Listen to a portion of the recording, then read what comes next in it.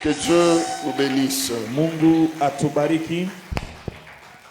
Alors vous pouvez saluer votre voisin, Unaweza kusalimia jirani wako, celui qui est à votre gauche ou votre droite. mwenye anakuwa kushoto yako wala kuume yako. Rassurez-vous qu'il se porte bien. Kuwa na hakikisho kweli ya kusema iko na afya mzuri. Gloire au Seigneur. Utukufu kwa Mungu. Nous pouvons encore acclamer pour la gloire de ses merveilles. Tunaweza tena kushangilia utukufu ya Mwenyezi Mungu. Bénissons le Seigneur pour ce temps qu'il nous accorde. Tunabariki Mungu kwa wakati ambao anatupatia. Et surtout pour la vie qu'il nous a donnée ce matin. Juu ya uzima ambao anatupatia asubuhi wa leo. Bénissons le Seigneur pour le travail qui a été abattu par les serviteurs de Dieu. Tunabariki tena wa milele Mungu kwa kazi yenye anatumika kwa watumishi wa Mungu. Que le Seigneur vous renouvelle et restaure vos maisons. Wa milele Mungu apate kumerekebisha kabisa na kuleta baraka kwa manyumba yenu. Alors nous voulons introduire aujourd'hui la deuxième partie de notre message. Sababu ya ile tunapenda kufanya kingilisho kia kipindi kia pili kia mjumbe yetu. Nous étions en train de parler sur le monde spirituel et son impact dans la vie physique. Kwa maisha ya kimwili. Je crois que nous avions eu à expliquer un certain nombre de choses. Minajua kweli tulifasilia mabitu mbalimbali. Et je crois qu'on a eu à vous donner plusieurs objectifs de ce message. Nazania kwamba tunamipatia mashabaya mingi ya mjumbe hii. Entre autres, nous vous avions dit que ce message vient nous rappeler que l'homme est d'abord esprit avant d'être physique. Tunamionyesha tena kweli ya kusema tunamikumbusha mtu anakuwa roho kabla kwa mwili. Et nous avions dit également, c'était pour nous avertir que derrière ce que nous voyons, il y a des choses que nous ne voyons pas. Na tunasema tena nyuma ya mabitu tukunaona kuku mabitu ingine atuone hapana. Nous avons dit également que ce message venait pour nous rendre conscients de l'existence du monde spirituel. Tunasema tena kweli hii mjumbe inakuwa kutupatia zamiri kweli ya ulimwengu ya kiroho. Alors, aujourd'hui, je voudrais introduire la deuxième partie de ce message. Leo napenda kufanya kingilisho kia kipande kia pili kia hii mjumbe. Et ce séminaire nous accompagnera tout au long de ce mois. Na mafundisho hii tutaenda nayo kwa hii mwezi yote tuko nayo. Nous introduisons aujourd'hui, nous prions.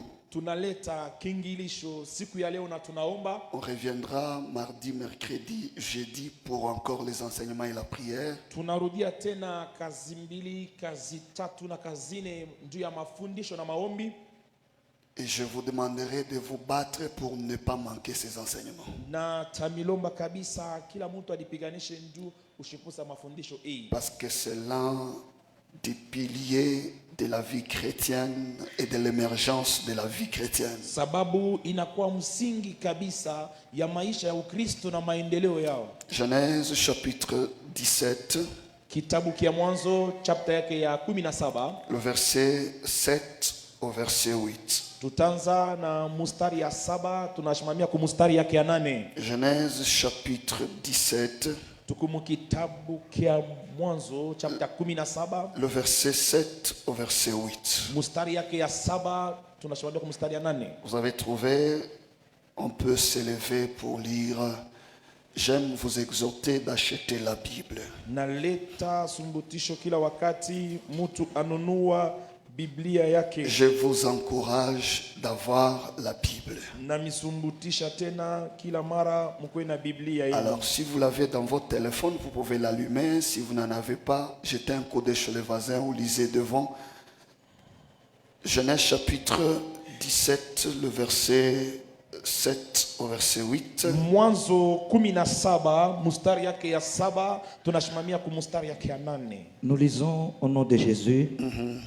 La Bible dit, j'établirai mon alliance entre toi et moi et tes descendants après toi. Et tes descendants après toi, Selon leur génération. selon leur génération. Ce sera une alliance perpétuelle en vertu de laquelle je serai ton Dieu en vertu de laquelle je serai ton Dieu et celui de ta postérité et après toi. celui de ta postérité après toi. Je te donnerai et à tes descendants après toi les pays que tu habites comme étranger. Tous les pays de Canaan en possession perpétuelle. Et je serai leur Dieu, parole du Seigneur. Et je serai leur Dieu. Est-ce qu'on peut acclamer pour la gloire du Seigneur? Tunaweza kushangilia juu ya utukufu ya Mungu. Nous allons introduire la deuxième partie de ce message Tutaleta kingilisho kia kipande kia pili kia mjumbe hii sur les alliances et leur impact dans la vie physique. tutasemea pa maagano na muguso yayo kwa maisha ya kimwili. Parce qu'on ne peut pas parler du monde spirituel sans alliance. Sababu biko nguvu kusemea ulimwengu ya kiroho bila kusemea agano. Les alliances, c'est au pluriel. Je vais vous dire pourquoi je les ai mises au pluriel. Maagano tunasemea wingi na tasema juu ya nini tunasema maagano za mingi. Les alliances Maagano et leur impact dans la vie physique. na mamuguso yayo pa maisha ya kimwili. Retenez ceci, Mutabamba hivi, quand Christ est mort, wakati Kristo amekufa au moyen de son sang, kupitia damu yake il a fait de nous les rois et les sacrificateurs. anatufanya sisi tukwe bafalme na bakoani. C'est comme ça que Apocalypse chapitre 10 et chapitre 5 verset 10, Jokomana Ufunuo 10 mstari 5 la Bible dit, tu as fait d'eux un royaume et des sacrificateurs pour notre Dieu. inasema kweli unabafanya bakue ufalme ya na bakoani juu ya Mungu Et wetu ils régneront sur la terre. na bo batatawala pa dunia Au moyen du sang de Jésus, kupitia damu ya Bwana Yesu. nous avons reçu un mandat de régner. Tunapokea ile mamlaka ya kutawala. Vous comprendrez que vous n'avez pas besoin d'être esclave. Mutaelewa kweli haipendeze kwe mtumu. Vous devez revêtir votre statut d'être un roi et un sacrificateur. Inapendeza kwe mwenye kuvika na ile mamlaka yako ya kwe mkoani na mfalme. Ainsi, l'œuvre de la croix Kazi ya msalaba permet aux chrétiens de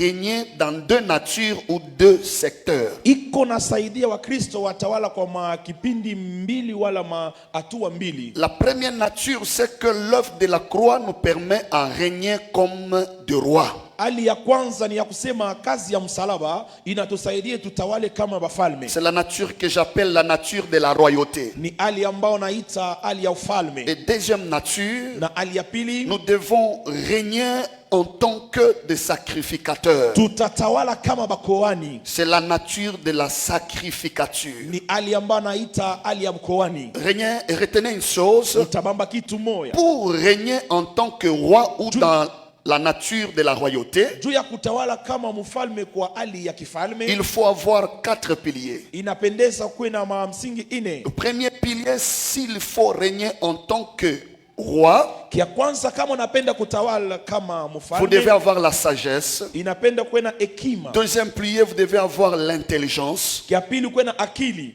Troisième pilier, il faut avoir la connaissance. Kia tatu kuwe na ufahamu. Et quatrième pilier, il faut avoir la puissance. Na kia ine inapendeza kuwe na uwezo. Ainsi, pour régner en tant que sacrificateur, Juu ya kutawala kama mfalme, la nature de la sacrificature nous impose aussi 4 piliers. hali ya ufalme inatupatia manguzo ine. Il faut régner ou il faut connaître la notion de Dieu, Inapendeza kujua kabisa ufahamu ya Mungu, c'est-à-dire la divinité. kuyua kile Mungu eko. Deuxième pilier, il faut maîtriser la notion de l'autel. Na nguzo ya pili inapendeza kujue mafundisho ya kenye kinasemea mazabao. Et troisième pilier, il faut maîtriser la notion des sacrifices. Na nguzo ya ine inapendeza tena kujue maisha ya kujitoa. Et quatrième pilier, il faut maîtriser la notion de l'alliance ou des alliances. Na nguzo ya ine inapendeza kabisa kuna ufahamu kwa mafundisho ya maagano wala mashirikiano. Pourquoi? Parce qu'on ne peut pas parler de la sacrificature Kwa sababu hatuwezi kusemea mkoani sans la maîtrise de Dieu ou des divins. bila ufamu ya Mungu wala ba Mungu. Et on ne peut pas régner en tant que sacrificateur Hatuwezi kutawala kama wafalme, sans maîtriser la notion des autels. kutawala kama mfalme bila ufamu ya mazabao. Et on ne peut pas régner en tant que sacrificateur Hatuwezi kutawala kama mkoani sans maîtriser la notion des alliances. bila kuwa na mafundisho ya maagano. Et parce que nous serons en train de parler de l'alliance, Vile tutaanza kusemea maagano, c'est comme ça que nous allons prendre les derniers piliers dans la sacrificature qui est l'alliance. ndio kwa sababu tutasemea nguzo la mwisho kwa maisha ya ukoani inaitwa maagano. Retenez que la force d'un sacrificateur Mtu kweli kenye kinafanya nguvu ya mkoani repose sur la qualité de l'alliance qu'il a. inakuwa kwa hali kabisa ya agano eko nayo. Et quand je parle de sacrificateur, Wakati nasemea mkoani, je ne fais pas allusion qu'au pasteur. sisemee paka pastori, Parce qu'en Christ, sababu ndani ya Kristo tous nous avons été faits par le sang de Jésus, sacrificateur et roi. amen. Sisi wote banatufanya kupitia damu ya Yesu tunakuwa bafalme na bakoani. Et tu ne peux pas être fort Hawezi kuwa wa nguvu sans avoir une alliance forte. bila kuwa na agano ya nguvu. Retenez ceci. Mutabamba hivi. Les alliances, vous allez voir, aujourd'hui je vais beaucoup parler alliance, pacte, c'est la même chose. Maagano mutaona leo utasemea sana maagano, mashirikiano pia. Alliance, pacte, c'est la Agano, même chose. mashirikiano ni Alors, vitu vya pamoja. les alliances Maagano sont d'abord divines. inakuwa mbele ya Mungu. Et retenez ceci, Na mutabamba hivi. les alliances Maagano sont des lois spirituelles inakuwa masheria ya kiroho qui permettent aux hommes de marcher avec des entités spirituelles. yenye inasaidia wanadamu watembea kabisa na kimungu, Et ces entités vont s'investir dans la vie des humains. na ile bumungu kabisa butaonekanika mu maisha ya mwanadamu. Regardez une chose, Tabamba kitu moya, c'est que pour que les entités spirituelles juu ile mautawala ya mbingu vous accompagnent, itembee na wewe, vous devez avoir une alliance avec eux. inapendeza ukwe kabisa na agano nayo. C'est comme ça que vous allez voir, Ndio kwa maana utaona quand vous faites alliance avec Dieu, wakati unafanya agano na Mungu, il y a une entité spirituelle qui va vous accompagner, qui est le Saint-Esprit. kunakuwa kabisa kya mbingu kitatembea na wewe, ni Roho Mtakatifu. Mais si vous avez fait l'alliance avec le monde des ténèbres, Lakini kama unafanya agano na ulimwengu ya giza, ce sont les esprits mauvais qui vous accompagnent. ile ni maroho mubaya, mapepo mubaya itatembea na wewe. Écoutez-moi, Mshikia sasa, aucun esprit, hakuna pepo hata que moja, ce soit l'esprit de Dieu, ikwe ya Mungu, que ce soit les démons, ikwe mademoni, ne peuvent pas accompagner un humain qui n'a pas fait un pacte ou une alliance avec eux.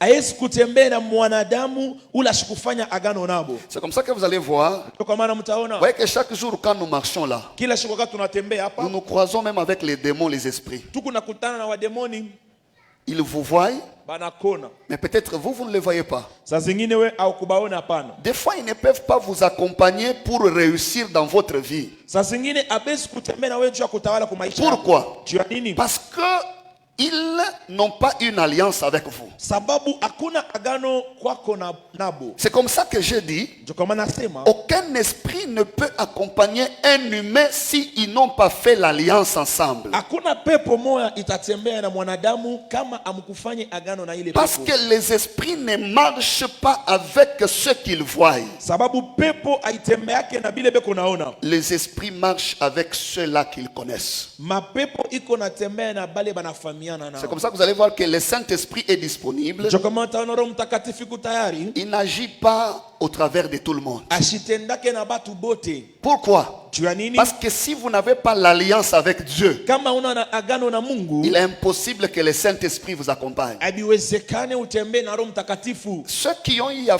toucher les fétiches pour la force, Batu bale banagusa madawa ya nguvu. je vais en parler. Vous allez voir, Utaona quand ils se battent, wakati anakombana vita, l'esprit qu'on a mis en lui de force, ile pepo banatia ndani mwake quand ya il nguvu. veut se battre, Wakati anaanza kupigana c'est vita, pas lui qui se bat. aina yetu inapigana C'est vita, cet esprit-là ni ile ile pepo qui ile se bat à sa place. ndio inapigana vita C'est kwa comme nafasi ça yake. que même pour nous les chrétiens, Hata kwa sisi wa Kristo, quand nous nous battons, wakati tunapigana vita, c'est pas avec notre force. haina na nguvu yetu. C'est comme ça que Zacharie 4:6 dit ceci. Ndio kwa maana Zakari 4:6 Ce n'est ni inasema, par ta force, haiko kwa nguvu yako, ni par ta puissance, haiko kwa uwezo yako, mais c'est par mon esprit. ni kwa roho yangu. Quand on a alliance avec Dieu, Wakati tuko na agano na Mungu, dans les combats, tu n'es pas seul. mumavita hauna peke yako. Il y a une entité spirituelle qui t'accompagne. Kuna chombo ya mbingu inatembea na wewe. Alléluia. Mina, Ainsi, je voudrais vous dire, napenda kunionyesha aussi longtemps que vous n'avez pas fait alliance avec Dieu, kama uyafanya agano na Mungu, vous allez marcher seul. utatembea peke yako. Ok,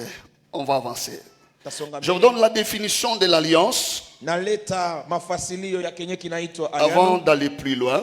Kabla kwenda mbali, Je voudrais aller doucement parce que ce que je voudrais vous enseigner sont des choses très importantes pour la vie chrétienne. napenda kwenda pole pole kabisa, sababu yenyewe tunafundisha Qu'est-ce maana kwa qu'une maisha. alliance? Agano ni nini?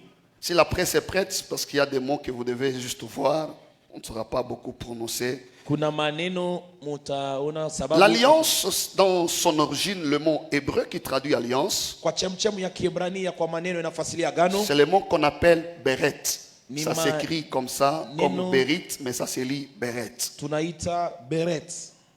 Et ce mot cache plusieurs significations. Ni maneno Quand inafutika vitu on ya mingi. parle de l'alliance, Wakati tunasemea on agano, parle des pactes. tunasemea mkataba wala Je mashirikiano. crois que vous allez entendre cela dans le monde des esprits. On vous parle, il a fait un pacte avec, il a fait les pactes. C'est ça en fait. Utashikia sana Alliance. banasema anafanya mkataba fulani na pepo fulani na batu fulani. On parle de l'engagement.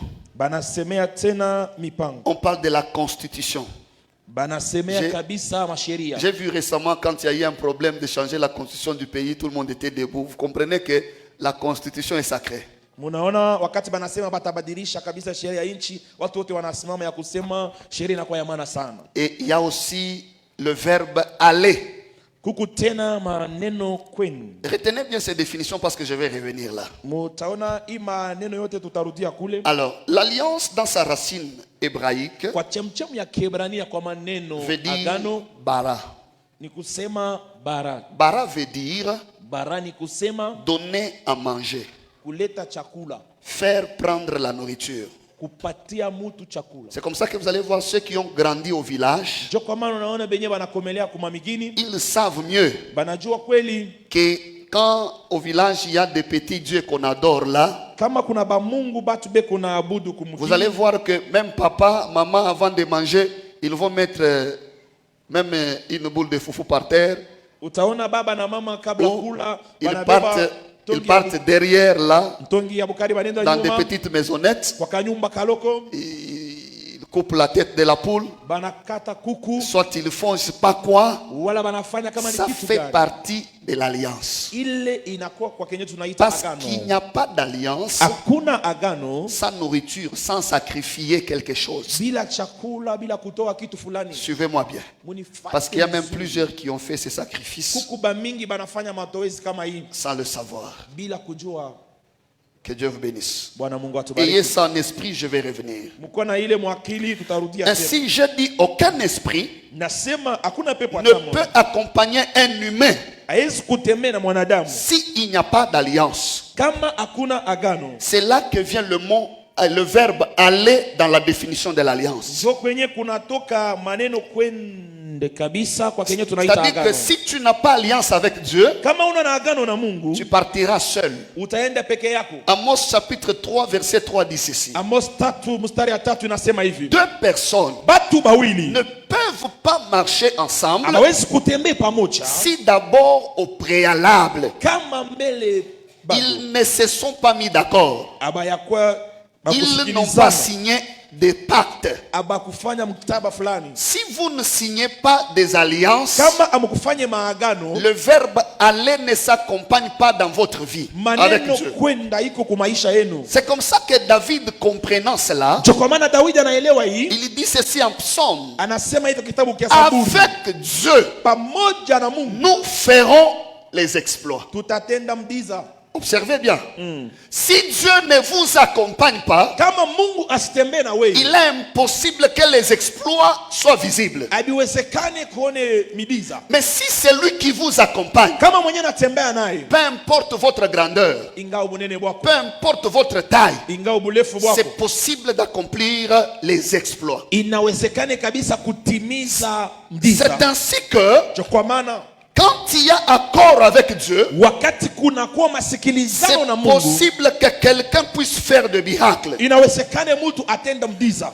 Écoutez-moi, Shikia. dans le domaine des alliances, Ulimwengu ya mambo ya agano, tout dépend avec qui tu es allié. vyote vinafatana na unaenda na nani. Qui est ton allié dans le monde spirituel? Mwenye munapatana naye ulimwengu ya kiroho ni nani? La réussite ou l'échec dans la vie Kuweza wala kushinda mu maisha est une conséquence de qui est votre allié dans le monde spirituel. amina, inakuwa matokeo ya kusema rafiki yako, mtu mwenye munatembea naye mu ulimwengu ya kiroho anaitwa nani. C'est comme ça que vous allez voir que le diable a menti beaucoup de gens Ndio kwa maana munaona shetani anadanganya watu mingi pour leur dire que pour réussir, kubaonesha njuu ya kuweza vous devez signer un pacte avec certaines loges mystiques. fanya mkataba na ulimwengu ya giza fulani. Et vous allez voir qu'il y a une catégorie de gens, Utaona kuna nkuji ya watu même dans certains bureaux, hata maofisi fulani vous allez voir qu'on va vous dire si vous voulez accéder à tel poste, banasema unapenda kukwe kucheo fulani, vous devez d'abord être dans les loges. uingia mbele mu mangiza fulani. Ils veulent vous dire Banapenda kuonesha notre réussite kuweza kwetu a une cause. inakuwa na chemchem, C'est une alliance qu'on a signée. ni agano kabisa Mais tunafanya. gloire au Seigneur. Utukufu kwa Mungu, Parce que nous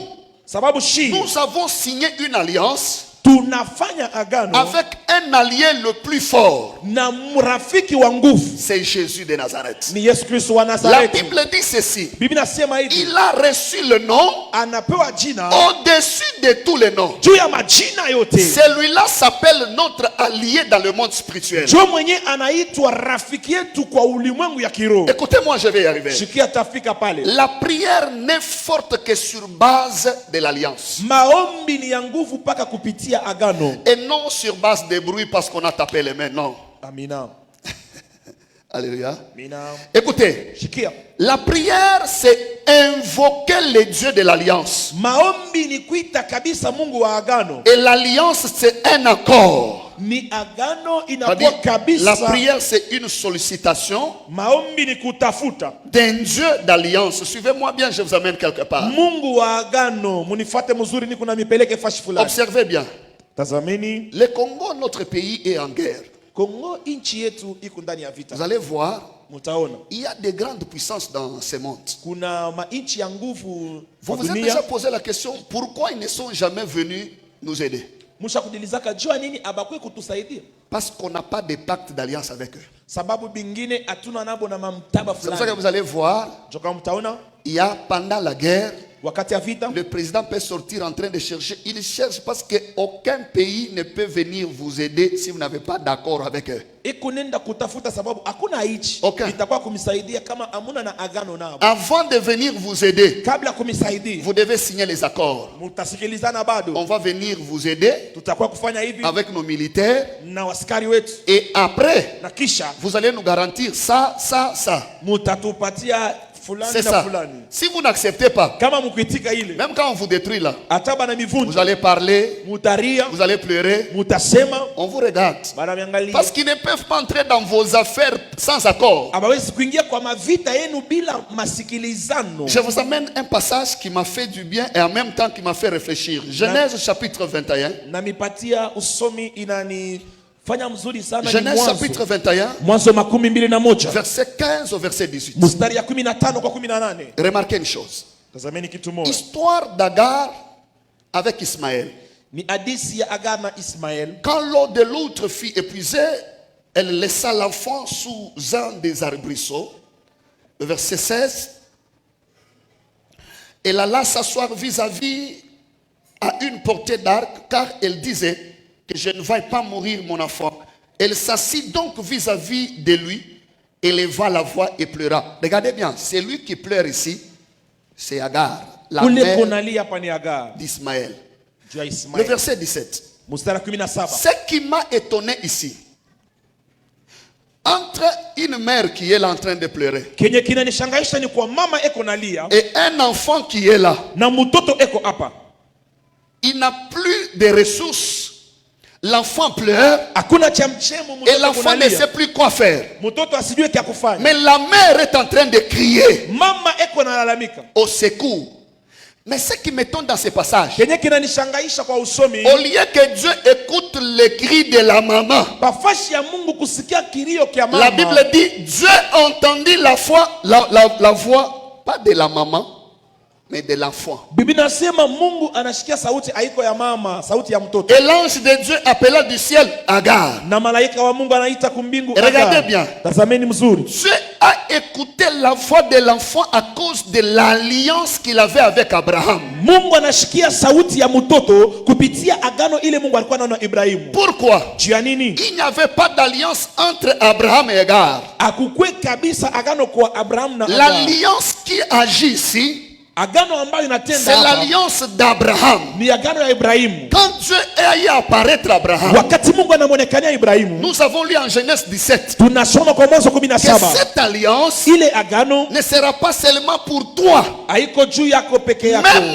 tes enfants. Hata batoto yako. Ismaël, c'est l'enfant d'Abraham. Ismaeli ni mwana wa Ibrahimu. Pendant qu'il gémissait, Wakati kunalia, Dieu a entendu la voix. Mungu anasikia sauti. C'est comme ça que je peux vous dire, Ndio kama atamionyesha. quand on crie, Wakati unalalamika, rassurez-vous que vous avez alliance avec Dieu. mkwe na hakikisho mko na agano na Mungu. L'alliance, Agano c'est la base de ce qui pousse Dieu à écouter ou entendre nos prières. inakuwa Suivez bien. msingi ya kenye kinamsukuma Mungu asikie wala ajibia maombi yetu. Remarquez bien, Tazameni si mzuri. vous lisez Exode chapitre 2, Munasoma Kutoka chapter pili versets 24 à 25, mustari ya 24 kwa 25. Remarquez bien, Tazameni mzuri. dans ces passages, Mwa hii usomi on nous montre que Israël gémissait. banatonesha Israeli anaanza kulia. Pas il priait, il gémissait. Ashikwanza kuomba ni kulia. Mais la Bible dit, Biblia inasema Dieu entendit leur gémissement. Mungu anashikia magumu na Il kulia se kwao. souvient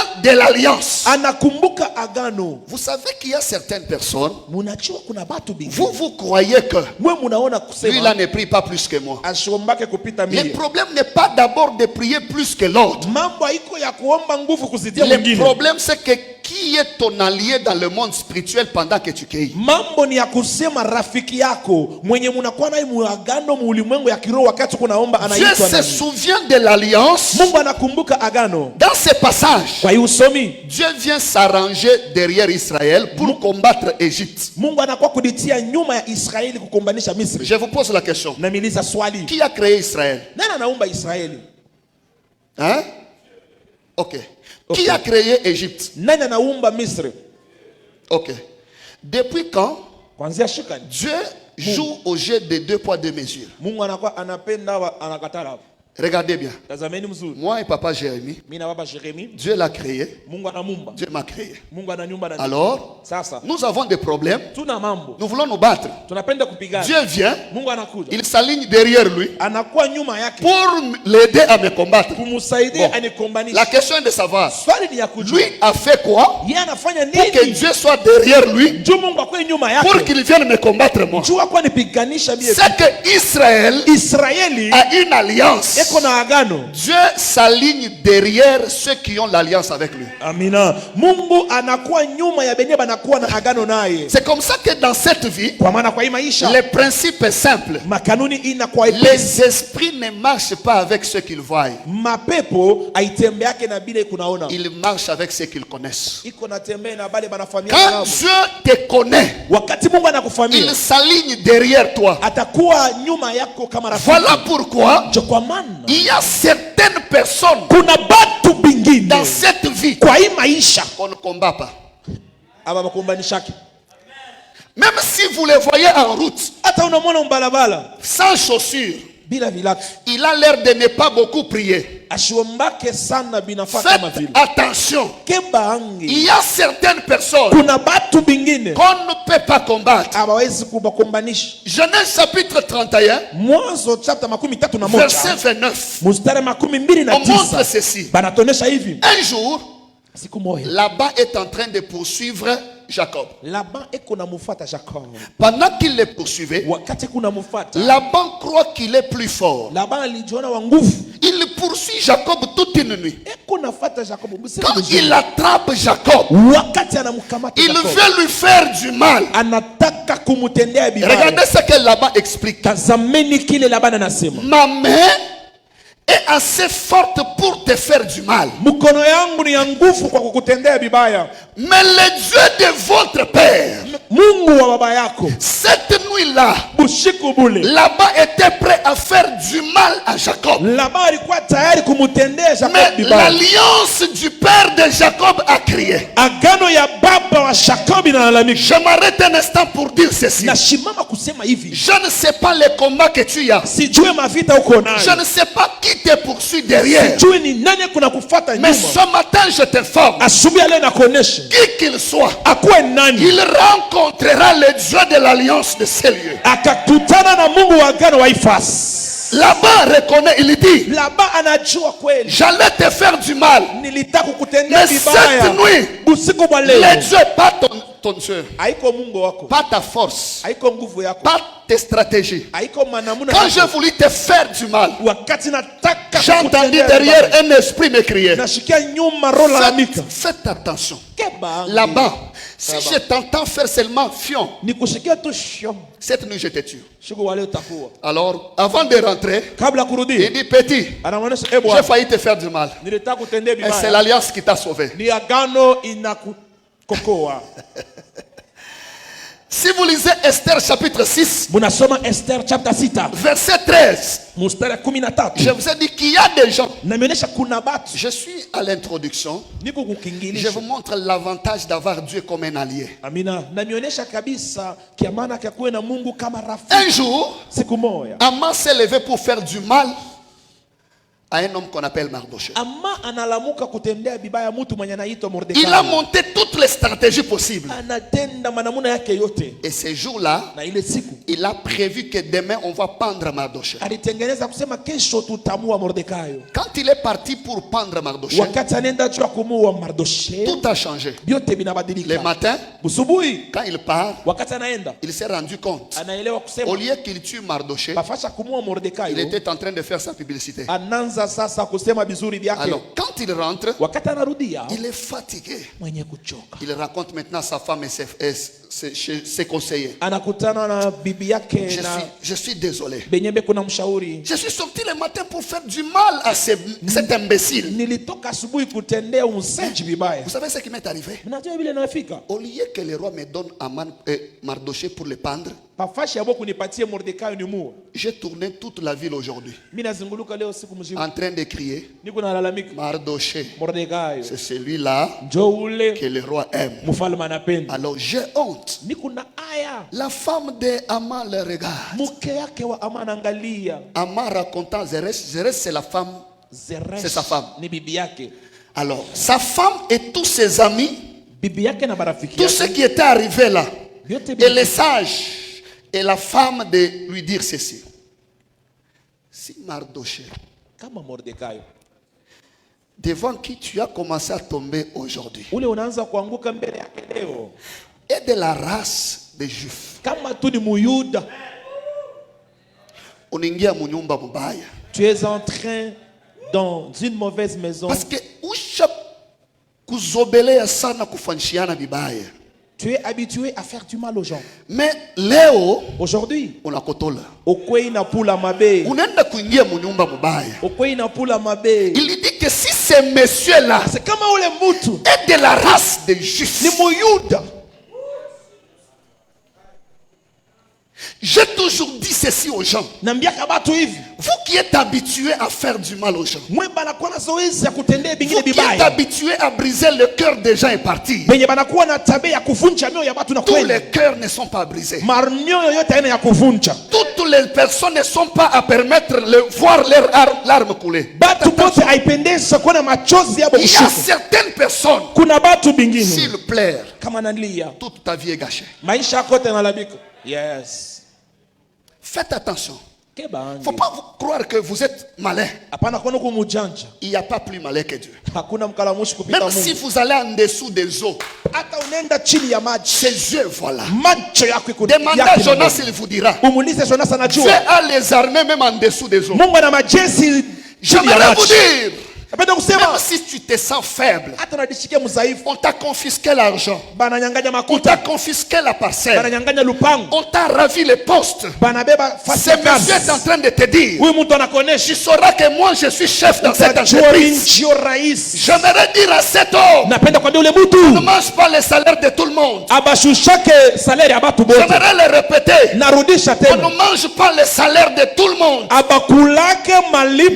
si il n'a pas la force physique. La femme de Haman lui dit, si cet homme Mardoché devant qui tu commences à tomber est de la race des Juifs, tu ne pourras pas le vaincre. Parce que j'ai mis une version, je ne sais pas dans quel passage, il dit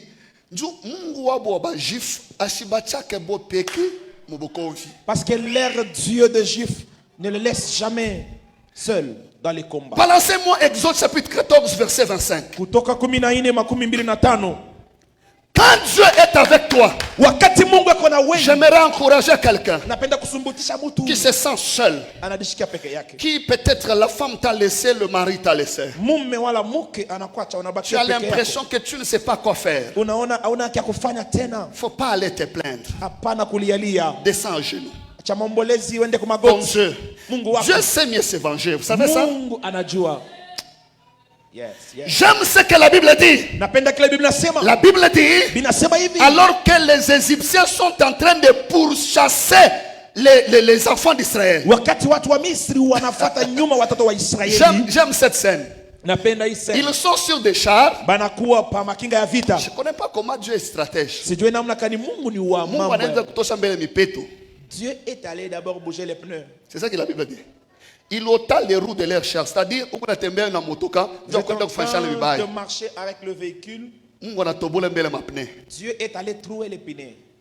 Je déclare ce soir, ce matin, tout celui qui viendra, s'il vient à vélo, s'il vient à véhicule, même s'il a emprunté un balai de la sorcellerie, je vous rassure, ces moyens qu'il a permis d'arriver ne le permettra pas de rentrer. Parce que Dieu va détruire ça. Dieu, autant Yasaka, pour rendre la marche difficile. Tu es en train de suivre quelqu'un. Tu as l'impression que unafanya sur place. Dieu a rendu leur marche difficile. C'est comme ça que les Égyptiens disent. Écoutez ce qu'il dit. Fuyons devant Israël. Car l'Éternel commence à combattre pour eux.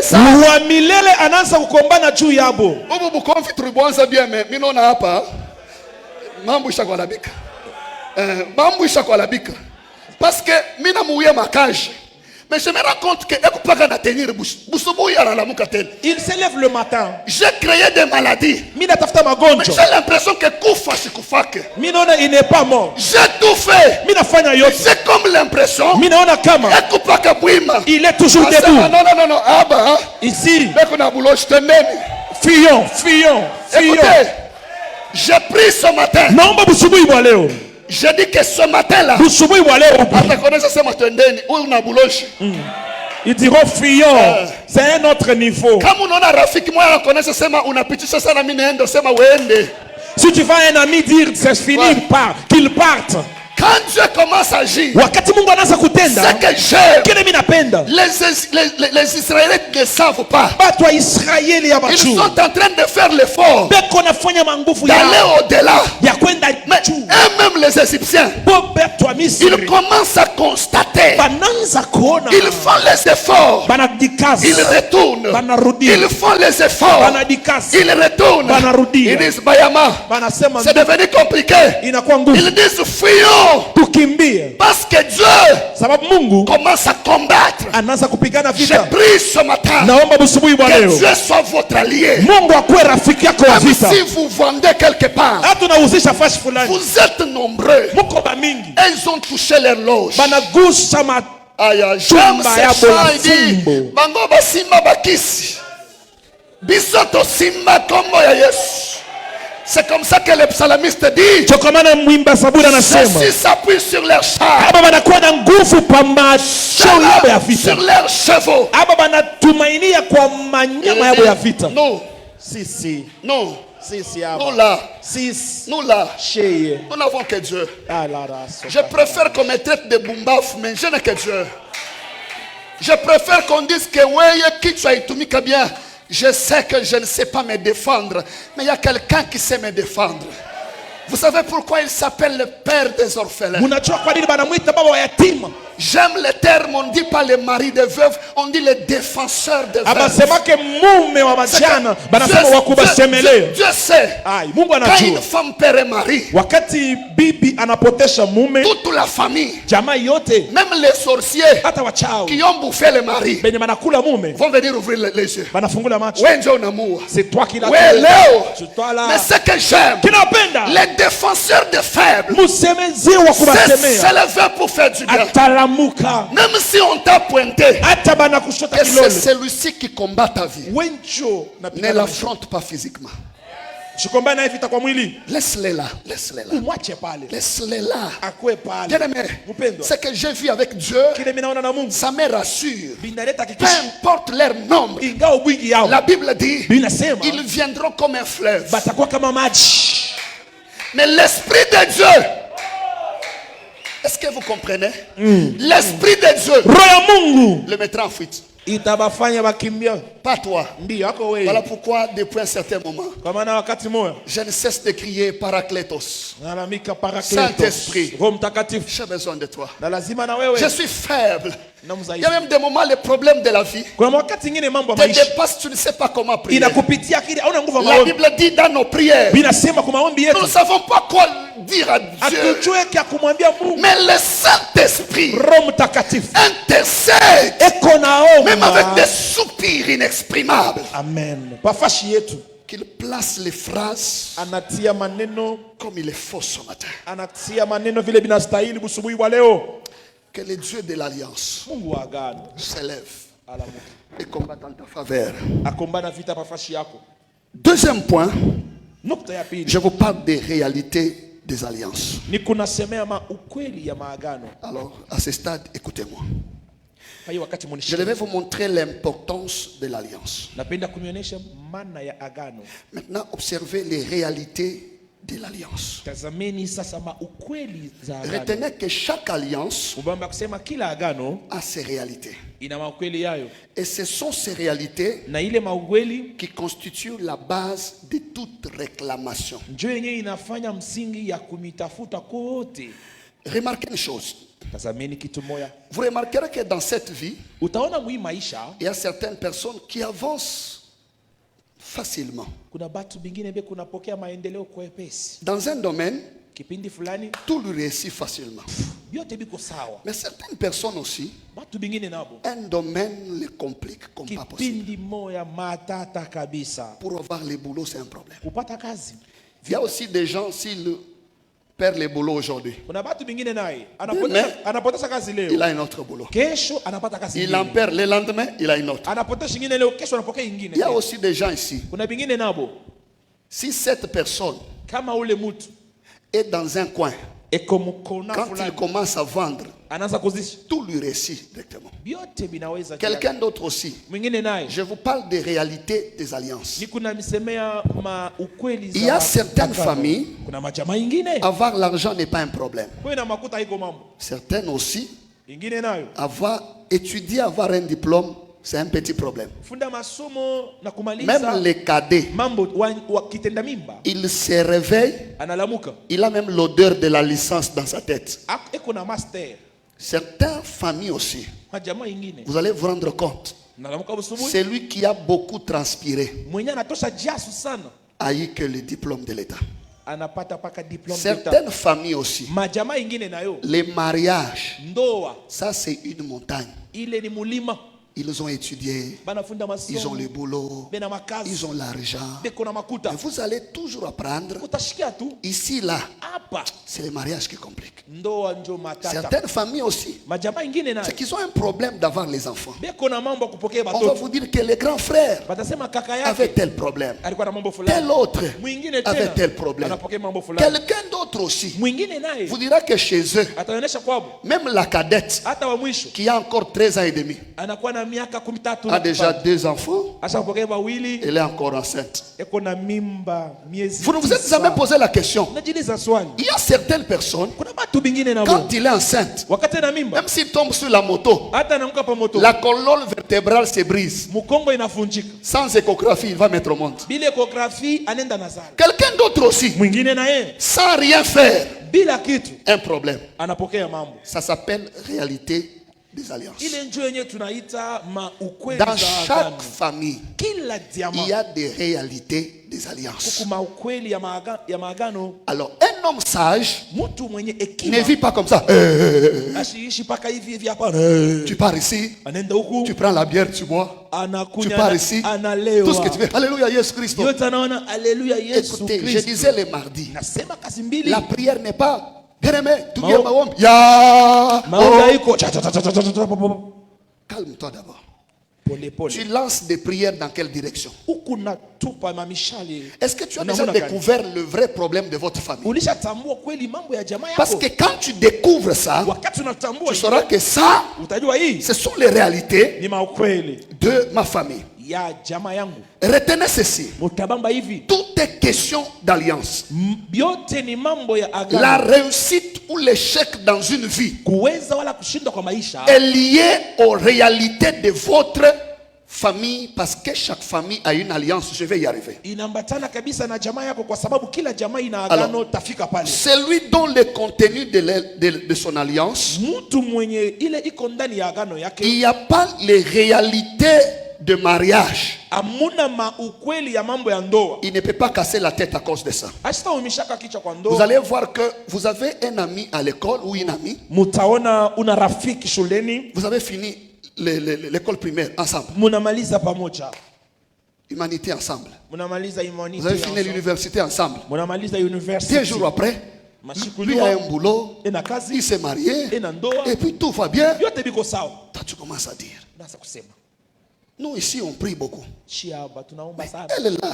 Ule D'ailleurs, mon masomo, à l'école Artoshaka Mimba 7. elle avait avorté 7 fois. Nous ici, Sasa shi on se garde.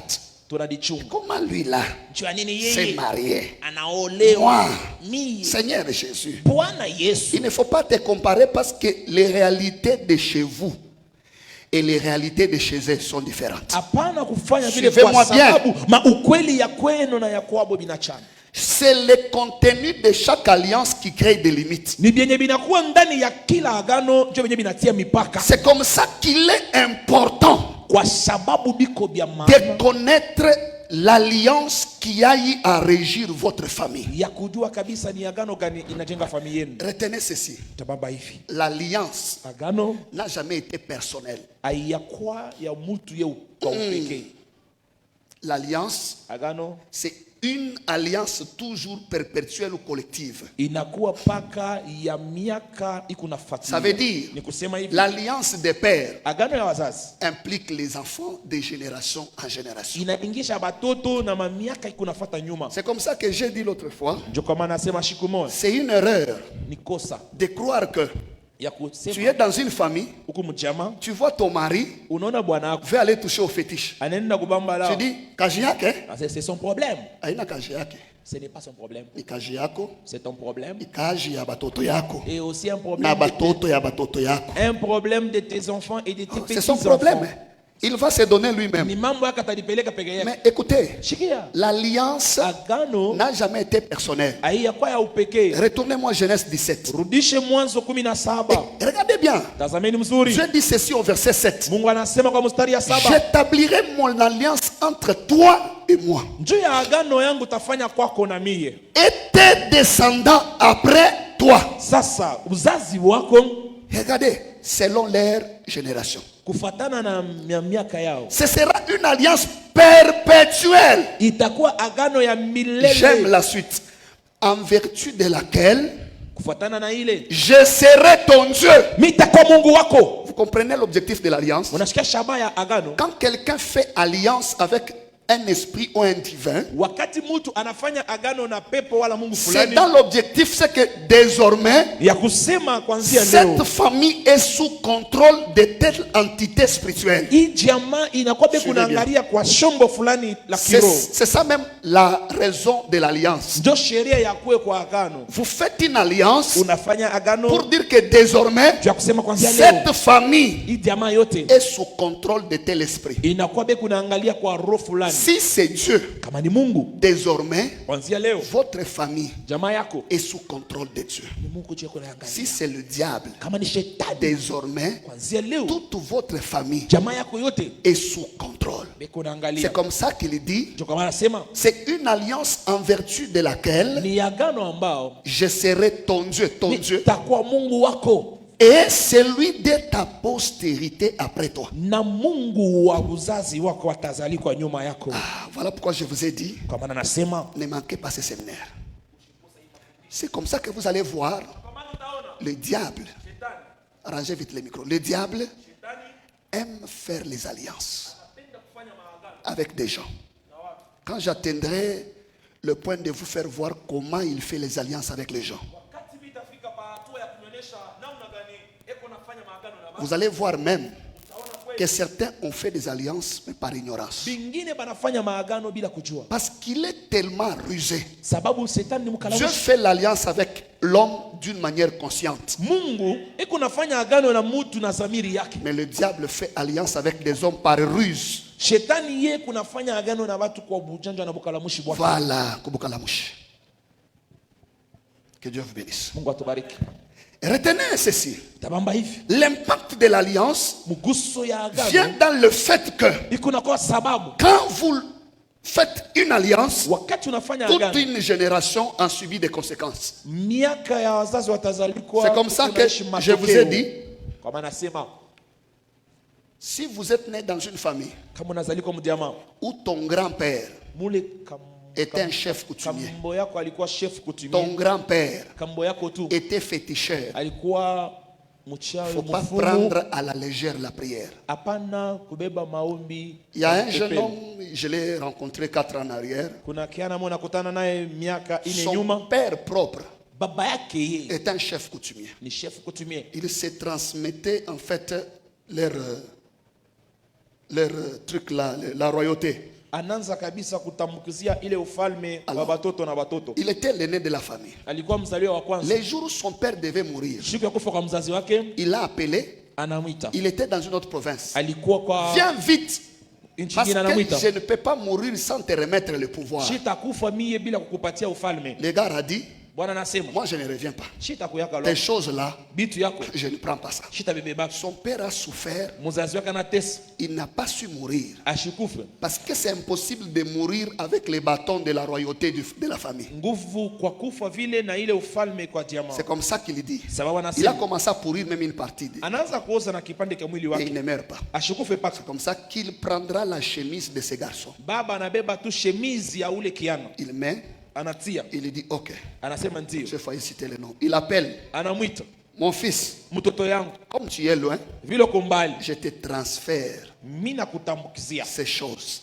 mabitu Parce hii, que c'était prévu que toi tu puisses recevoir ça. ilipendeza kupokea hii. Il transfère ça. Anasukuma 2 vitu, minutes après, il meurt. kisha katika mbili anakufa.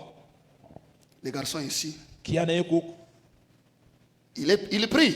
eko naomba. Voilà pourquoi Ndio kwa maana vous n'avez pas le droit hauna na ile d'avoir wakati un pied dans le Seigneur, ya kuwa mukulu mu Mungu, un pied dehors. mukulu inchi. C'est comme ça que beaucoup de gens Batu ba mingi font croire aux gens beko naonesha kwa que batu Dieu wengine n'est plus fort. Mungu na Non. hapana, C'est votre vie de péché qui rend Dieu faible. ni maisha yako ya zambi inafanya Mungu akuwe mdhaifu. Comment tu peux prier? Huku naomba Toi là, weye, tu pries unaomba du matin au soir. asubuhi Tu ne jioni, fais que boire et fumer. huku nakunya Tu unafuta blagues avec la vie de qui? shisha, C'est ta propre vie. Et puis après, kisha mais basi depuis ton âge à Kuomba Mungu. depuis que nous prions Tu joues avec qui?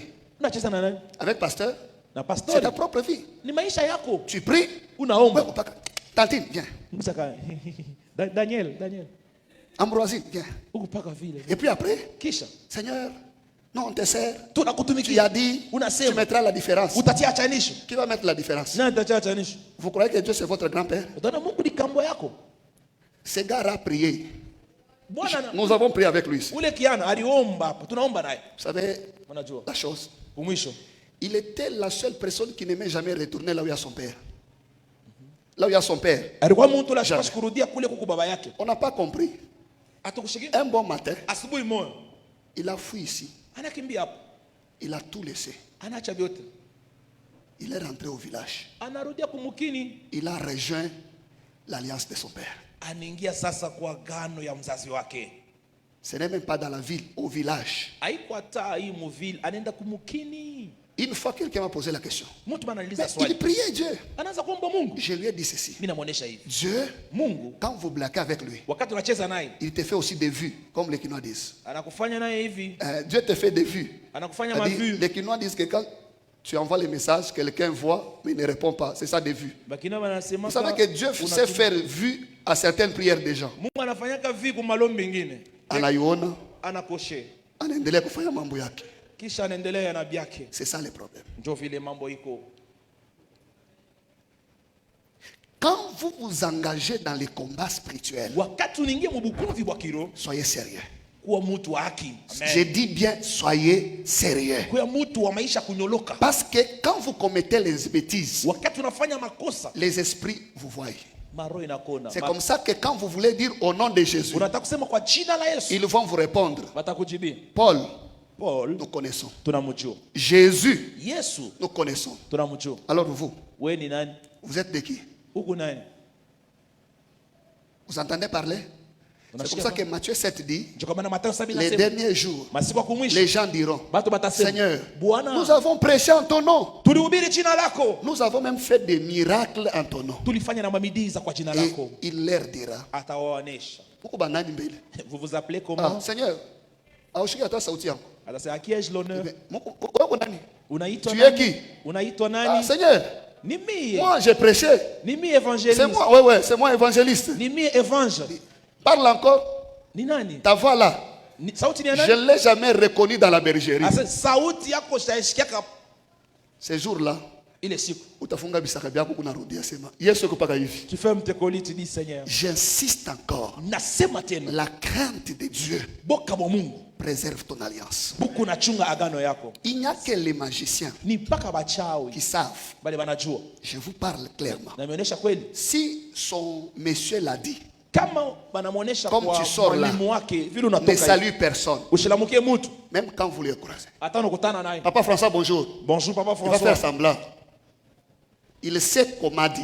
Anajua Il n'y banamuonesha. a que les chrétiens Ni mpaka bakristo. qui croient que Dieu Ndio banaona Mungu peut être son grand-père. anaweza kuwa kambo yake. Il fait des bêtises. Anafanya Il uchafu. revient. Anarudia. Vous affaiblissez votre alliance. Mungu naleta udhaifu kwa agano yenu. Remarquez une chose. Tazameni kitu moja. C'est une rêve de croire Ni kosa que kuaminia quand tu fais une alliance, wakati unafanya agano, cette alliance est seulement pour toi. ile agano ni juu yako peke. Hapana. L'alliance que le Père fait Agano ya wazazi implique toute une génération. inakuwa tena ya miaka C'est pour itazalikwa. ça que quand tu sers Dieu, Ndio kama natumikia Mungu. encourage tes enfants Leta usumbutisho kwa à watoto wako. servir Dieu avec toi. Batumikia Mungu Si vous pamoja na lisez wewe. Proverbe chapitre 22, verset 6,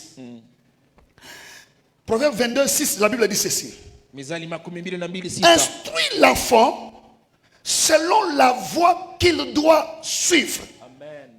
Et quand il sera vieux, il ne s'en détournera pas. Fundisha mtoto kwa njia atafuata, wakati atakomala sitatoka muile njia. J'ai toujours dit ceci aux parents. Nasemaka hivi kwa wazazi. Apprenez à vos enfants Mfundisha batoto yenu les chemins qu'il faut suivre. njia ya kufuata. Comme ça, s'ils voient en dehors, Wakati bataenda nje, tu as déjà lavé tes mains. ulisha nawa mikono. Du moins, je lui ai dit, Nilimwonesha ce chemin, njia c'est un mauvais chemin. ni njia mubaya.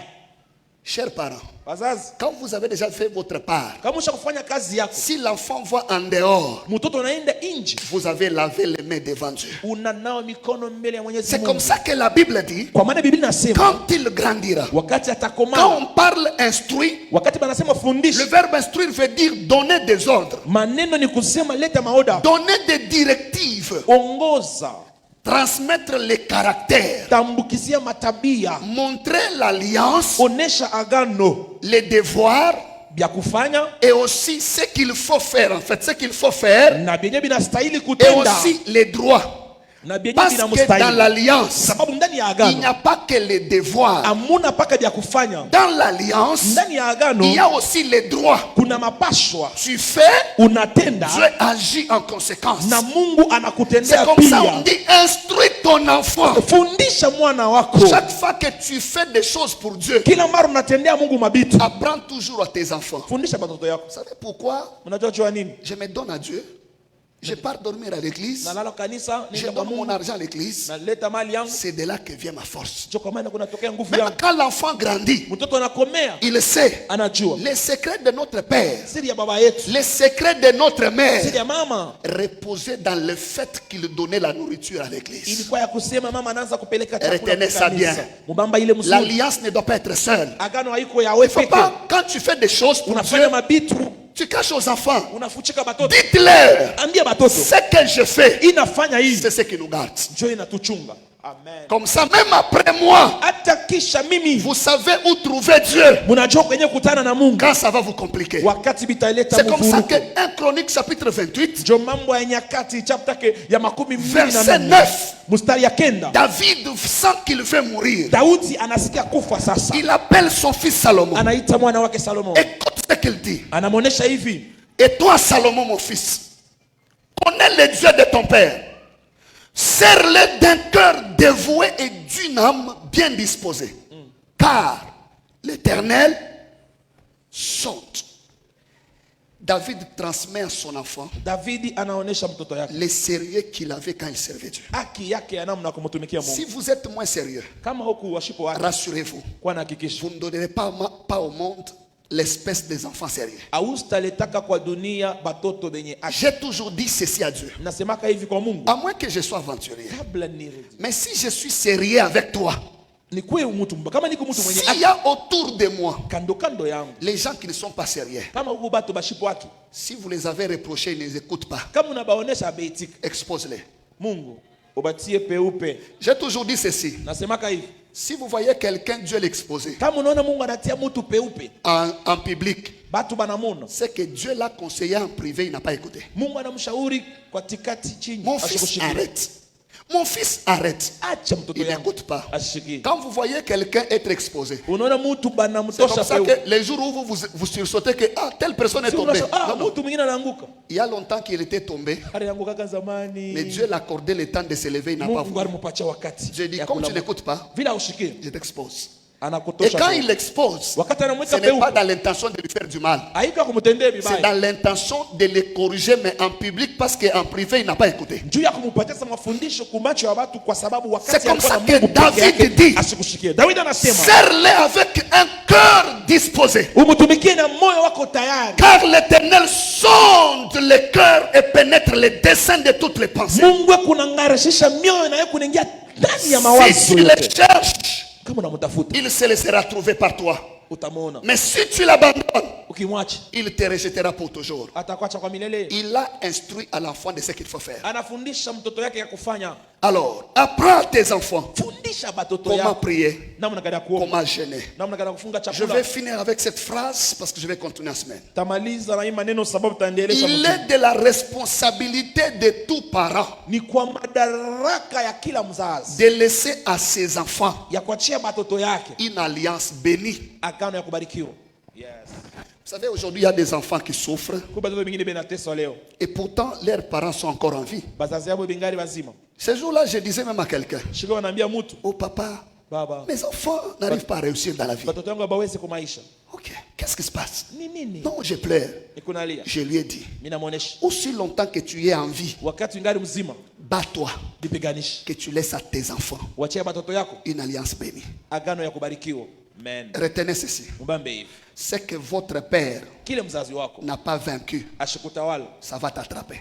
kitakufuata. Je répète. Narudi hapo. Le combat que ton père Mavita mzazi n'a wako pas vaincu, ashikuitawala, toi, wewe tu dois le vaincre. utaitawala. Si tu ne le vaincs pas, Kama hukuitawala, ça va arriver, revenir dans la vie de tes enfants. itarudia kwa maisha ya batoto Je yako. crois que je vous ai relaté ici une histoire Namionyesha disi moya hapa. d'un monsieur.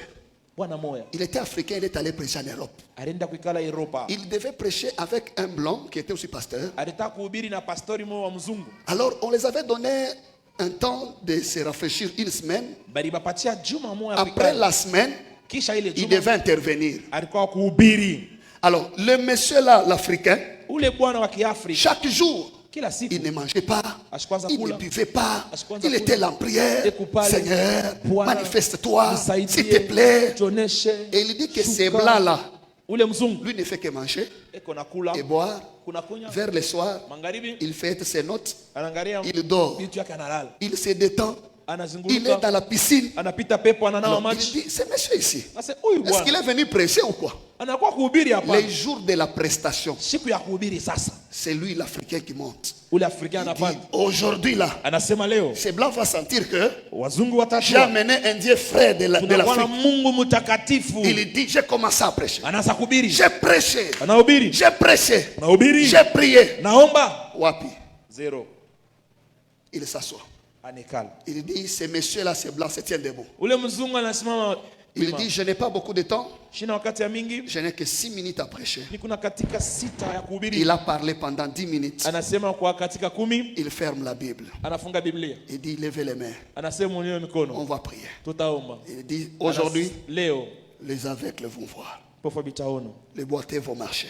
walemavu Au watatembea nom de Jésus. kwa jina la Yesu. Le pasteur dit, Pastori anasema j'ai vu une dame qui est à côté de moi mama alikuwa pembeni yangu, avec des béquilles. alikuwa na mamichi Elle yake, jette ça, anatupa ile, commence à courir. anaanza kutembea. Wow, J'ai vu une autre malade naona mwingine mgonjwa s'est levé. analamuka, Alors il dit, j'étais scandalisé. anasema hapana, Je suis rentré à l'hôtel. narudia J'ai hoteli, dit à Dieu, naambia Mungu, Seigneur, Bwana je me suis sacrifié. najitoa, C'est monsieur ici. huyu bwana Alors il part demander à l'organisateur, anaenda kuonesha mwenyewe qui anatengeneza, est ce monsieur? huyu ni nani Il huyu dit, bwana? oh, toi tu ne le connais pas. Sasa wamfamia Celui-ci, huyu c'est le petit-fils de telle personne. Lui là, ni mukana wa mtu c'est fulani, celui qui a mené le réveil kambo yake ndio mwenyewe analeta aux reveil États-Unis. mu Du États-Unis côté nord Caroline, Dieu dit, ah, kule kunor son père, mzazi yake c'est celui ndio mwenyewe qui a mené le réveil analeta reveil en Afrique du Sud. mu Afrique du Sud. Sa mère, Mama yake c'est une grande intercesseuse quand elle prie les miracles s'opèrent. anaombaka sana, midii zinatendeka. Alors il rentre dans la chambre, Anarudia mchumba, il se rappelle anakumbuka que son grand-père, kambo yake il est féticheur. mfumu, Lui-même, Yeye c'est lui qui a fait ce que son père yeye ndio anafanya baba puisse yake se convertir en Jésus. aminia Yesu, Lui-même.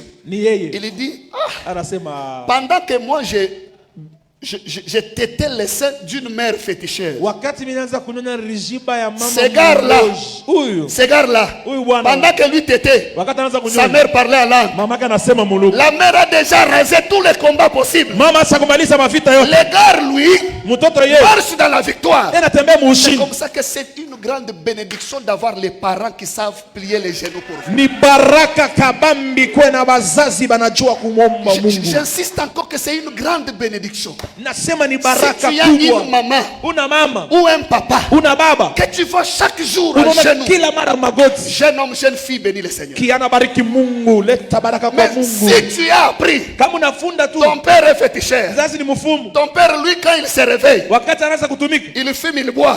mulevi wa kufuta, Frère, tu dois combattre Combat les combats des grands-pères. kombana vita ya kambo, Quand tu finis les combats des grands-pères, unamaliza ya kambo, tu dois affronter les combats des papas. unaanza ya deb, Quand tu finis le combat des papas, unamaliza ya père, là tu dois affronter les combats de ta génération. nashuka sasa ya miaka yako. Utakuwa na kazi yote ile. Unaona sasa? Non. Je vous ai dit, ce n'est pas de la blague. Haiko Quand on parle des michezo. alliances, Wakati unasemea il ne faut agano, pas blaguer. haiko C'est michezo. toute une génération. Quand je comprenais ces choses, Wakati nashikia hivi, je dis, s'il te plaît, aide-moi. na sekam Même au prix de ma vie, hata kwa maisha que yangu, mes enfants, batoto yangu biologiques ou spirituels, pale nazala ne kwa mwili wala vivent kwa pas kiroho, les combats que moi j'ai vécu. basiishi mavita, mimi naishi. Voilà pourquoi Jésus Ndio kwa maana Yesu a tout fait. anafanya yote. Il pouvait faire du mal. Alitaka kufanya vibaya, Il pouvait se prostituer. alitaka Il est allé jusqu'au bout. anenda na Il kumwisho, a remporté la victoire. anatawala ushindi. C'est comme ça que la Bible dit. Kwa Biblia nasema Nous là, Shi. on ne combat pas atupigane pour avoir la victoire. juu ya kupokea ushindi, Nous combattons tunakombana dans la victoire. ndani ya ushindi. Pourquoi? Juu ya nini? Les combats que papa a vaincus, Vita baba ça anatawala ne peut pas me revenir à moi. haiwezi enfant. kurudia kwangu mtoto. Moi, je marche dans la victoire. Niko natembea ndani C'est ya comme ushindi. ça que si vous avez l'occasion Kama uko na bahati d'acheter une parcelle, ya kuuza lupango, tu peux vaincre le combat de la parcelle pour tes enfants. utatawala vita ya lupango juu ya batoto yako. Si Kunaishi tu as l'occasion una bahati d'acheter un véhicule, ya kuuza gari, fais-le. fanya ile. Tu as combattu et renversé le combat là pour les enfants. Unatawala ile vita juu ya batoto. Pose la question Uliza aux swali enfants dont leur père kwa batoto ambao n'ont pas wasasa acheté des parcelles. abakununua lupango, Pose-leur la question. baulize Comment ils ont transpiré pour acheter des parcelles? banatosha jasu kununua Certains même lupango. maintenant là, Bingine na hapa il sasa met l'argent de côté. anatia makuta Ça pembeni, fait seulement 1500. inene tu 1500. Son oncle avale le marteau. Muyomba na meza marto, Ils vont tout faire.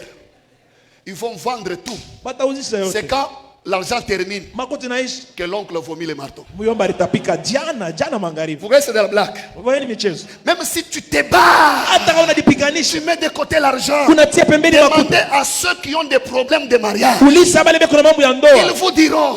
Il a mis Batakonesha. la dot de côté. Anatia Il met la dot de mali côté. pembeni. Il met la dot de côté. Yote Ça pembeni. atteint seulement 1300. binafika 1300. Un matin, il se réveille. Asubuhi mwana alamuka Il trouve que anakuta la souris est passée par là. wampanya La wanapitia souris a pale, mangé seulement au milieu. anakula paka Jusqu'à la manumero fin.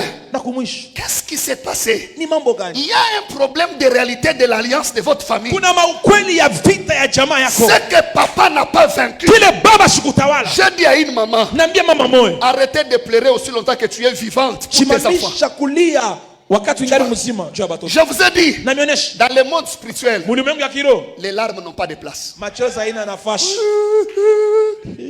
Toi, tu crois quoi? Que le diable va céder parce que tu pleures? Shetani atakushikilia buluma. Non. J'ai grandi dans un village, Nakomea kwa mkini moja, ils avaient ces proverbes. ilikuwa na ile maneno, Je ne sais pas comment je vais interpréter ça en latin classique. C'est-à-dire, Bouloji, Boamuntunkaya. Kama banakuloka, apana kulia. Funga na we mushipi, wendo kalokana na we. Ouais. C'est comme ça que, c'est comme ça, il y avait cette phrase dans ces villages. anasema ni buloshi wa mtu moja. Kama banakuloka unafunga na wewe mshipi, munalokana na Wendo kalokana na we. C'est comme ça que dans cette vie, kwa hii maisha banakulokea batoto. on ensorcelle tes Ouais, enfants. on a la bouloche. Tu n'as pas la sorcellerie. Wenda kumakochu baloka na we. Va à genoux, plie aussi. Apana na bakapaka yo. Ne commence pas à pleurer. Batoto yango. Mes enfants. Abana mando. Ça, Mes enfants. mais tu es encore vivante, non? Wingari Regardez ce que c'est. muzima, wingari muzima. Lève-toi. Lamuke. C'est comme ça qu'il y a certains parents. Chokomanda kuna bazazi Il faut bingine. leur mettre la pression. Kubasukuma. Papa, Baba, tu fais quoi? unafanya nini? Va chercher Dieu. Wewe utafuta Moi, Mungu. tout ce que je t'ai dit, Kile mimi si nakuonesha. ces combats tu n'arrives pas à les vaincre, Kama mavita uitawala. moi j'aurai des problèmes. Mimi nitakuwa na Tu mambo. es encore vivant. Lève-toi, lève-toi, Wingari lève-toi, muzima baba yangu. Vas-y. Lamuke kombana vita Et baba. écoute-moi. Sikia. Si tu es grand frère, Kama uko kaka, arrête de faire les aventures. shimamisha Parce que derrière toi, mavirigili. si tu fais une erreur, Kama unafanya kosa, tu rends un mauvais service à ceux qui viennent. derrière. kaka unatendea baloko yako bibaya Et sana. si tu es cadet ou cadette, Na kama ukitenda mimba, si devant toi, kama mbele tu yako vois que tout le monde a chaviré, unaona bingine banaenda pembeni, ne pleure pas. usilie. Comprends que c'est ça le problème. Shikia vita ni hii. Va à genoux. Wende Dis magoti avant que je n'arrive là, kabla nifike kule. paralyse. Comme Tamalizana. ça, quand moi j'arrive là, Wakati mimi nafika, le chemin est balisé. kiwanza wasi. J'ai toujours dit ceci. Nasema hivi, Tu as 12 ans. una miaka Tu vois 12. que tout celui qui atteint 20 ans dans la famille, il meurt. Il ne faut pas te Unasikia réjouir. yote anamaliza, anaenesha Wewe. miaka 12 mjamaa Il ne kufa. faut pas te réjouir. Hapana kufurahi. Si tu es cadet, Unakuwa kitenda tu mimba. vois les grands frères engrossés, il faut prier. Kaka anakabula Il mimba. faut beaucoup prier. Anza maombi kibwana. Parce que cet esprit-là Sababu ile pepo peut t'atteindre. itakugusa nawe. Je te dis, Nasema si kweli, tu es là, huku tu pale vois la grande sœur unaona dada yako aller dans le mariage. anaenda mundoa, Du coup, il y a déjà un problème. kuna mambo mara moyo. Fungula macho. Ouvre les yeux, Arrêtez la distraction. acha ulengamisho. Bien-aimé, je vais vous dire quand j'arriverai en ce stade, Tanionyesha wakati nafika pa yatua, les jours où j'ai posé la question à mon père qui siku est là, namuuliza baba yangu eko hapa, certaines situations, dis-moi un peu, mambo ingine niambia dans mbele, la famille, ça. ujamaa hivi na Je hivi, regarde du côté fils, ça. angalia kwa bana Il wangu m'explique hivi. les choses, je dis ok. Anasema hivi, Donc, dans cette famille, mwi jamaa unalala, tu dors, banakuiba. on te vole. Alors, depuis ce jour-là, nilifungulaka macho. Kwanza ile siku Maintenant, ouvert c'est les lui qui yeux, dort. On les vole. olali Moi, je ne balali. dormirai pas. Pour l'amour de ma famille, Kaka vile. l'amour de mes enfants, Chia moi, mapenda batoto moi yangu. je ne dormirai pas. Shida lalaki. J'ouvrirai les yeux jusqu'à ce que la lumière paraisse Paka vile nuru itatoka. comme des aurores. Ndio vile. C'est comme ça que je me suis dit, je vais me battre. Tapigana vita. Tauza mpango, Je vais payer la tauza parcelle. ingine. Parce que kukuma bukonvi ingine. Il y a d'autres Si combats. tu n'arrives pas à les vaincre, Kama ou ulitawala. tate soit batoto, kuku batoto bengine hapa. Il habite dans la parcelle de son père. Il ne connaît même pas comment on paye les loyers. Vous voyez? Quelqu'un d'autre maintenant où je parle là. Il y a la famille où il s'est marié parce que l'oncle s'était marié. Il n'avait pas marié à oncle, c'est ça la règle de la famille. Njoo vile Beaucoup bana. mwingine hapa au moment où je parle là, Il y a quelqu'un d'autre moment il que je regarde à parle. gauche, à droite, Anaangalia kushoto kuume. il se va seul. Eko peke Tu yake. te rendras compte. Utaelewa. Si papa n'a pas fait ce travail, Kama baba ashifanya kazi yake. jeune homme, Kiana. si tu es distrait, Kama kuna c'est ulengamisho. ton problème. Mambo yako. Lève-toi. Mambo yako. Nous allons briser des alliances cette semaine comme pas possible. Tutavunja maagano hii juma mnamna moyo nguvu sana. Cette semaine-là, Hii juma hii. comme on dit chez nous, là, wafa. Washala washala. Parce que cette année, Hii mwaka hii. on brise des choses. Tutavunja Même mabitu. ce qui s'était caché. Hata vile Depuis vilifichama. le premier, j'ai dit à Dieu Kwanzia tarehe ya kwanza ambia Mungu. que tout ce qui était caché, Kyote kilifichama. qui faisait des larmes, Kinaanza kufanya machozi. qui te faisait pleurer, Kinaanza kulilisha. ça va s'arrêter. Itashimama. Pour aujourd'hui, que Dieu vous bénisse. Kwa leo Mungu awabariki. Voilà. Ndio. Je vais continuer avec les réalités le mardi Taendelesha tena kazi mbili. et vous montrer certaines conséquences des alliances. Maukweli ya agano na kumionyesha J'ai un matokeo service mengine à ya faire ce magano. matin. Na kazi ya kufanya busubuhi bwa C'est leo le service de la prière. ni kazi ya maombi. Comme j'ai introduit le message sur les alliances ce matin, Vile tulianza mjumbe ya maagano siku ya leo, j'ai dit à Dieu depuis le vendredi que je suis ici. ninaambia Mungu tangia kazi tano niko hapa. Si dans votre vie, Kama maisha yako il y a une mauvaise alliance kuna agano mubaya qui te fait pleurer, inakulilisha, tu ne sortiras pas maintenant là avec la même force. haustatoka hapa sasa na ile agano. Tout ce que je vais te demander ce matin, Kile mitakulomba busubuhi bwa leo c'est la foi. ni imani. Crois, Aminia, ça va changer. bitabadilika Et vous allez voir ça. na utaona ile. J'ai prévu la table du Seigneur ce matin. Natengeneza meza la Bwana asubuhi J'ai ya leo. prié pour ça Naomba kwa ile parce que sababu le Seigneur m'a donné une orientation. Bwana ananipatia uongozaji. Certains enfants Watoto wengine sont abîmés à l'école.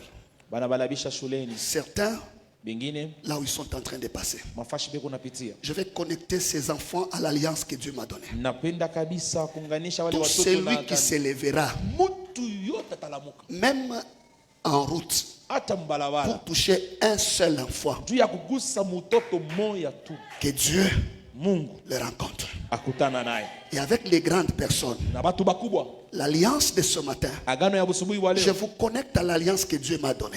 na miunganisha kwa agano Si tunafanya dans na ton Mungu. corps, au moment où je parle, Kama mwili wako wakati nasema tu as une maladie, una magonjwa, que tu as tout fait, ça ne part pas. unafanya yote aende. Ce matin, Subuhi wa leo tu découvriras la cause. Je vous parle de ce matin. na mionyesha busubuhi Il wa y a leo. des choses que le Saint-Esprit va faire. Kuna mambo Roho Mtakatifu atafanya. Certains vont vomir même des choses qu'ils ne savaient pas que ça se trouve en eux. Bingine batatapika na mabitu asikujua sema hiki kitu kiko ndani mwangu. C'est ce que le Saint-Esprit va faire. Kenye Roho Mtakatifu atatenda. Ramenez-moi ça ici. Tachofesha meza la Bwana. J'ai déjà prié pour tout le monde. Et pour Nilishaombea ça, watu yote. je commence avec les enfants. Tanza na batoto. Et après les enfants, des grandes personnes. Kisha batoto tabe batu Ça, bakubwa. c'est un sang de la nouvelle alliance. Inakuwa ni damu Qui va la connecter agano mupya. tout le monde. italeta batu bote. À moins que tu n'aies pas la conviction de t'approcher. Kama una na hakikisho usichofe karibu. Même si tu n'es pas baptisé, viens. Hata kama bayakubatiza kuya. Il y a des non baptisés passés ici, je vais prier pour vous. Abayakubatiza kwa ile ngambo batakombea. Tenez-vous juste là. Unakula meza la Bwana. Et les intercesseurs et les ouvriers, vous devez m'aider à ramener les enfants. Alignez-moi les enfants. Si vous êtes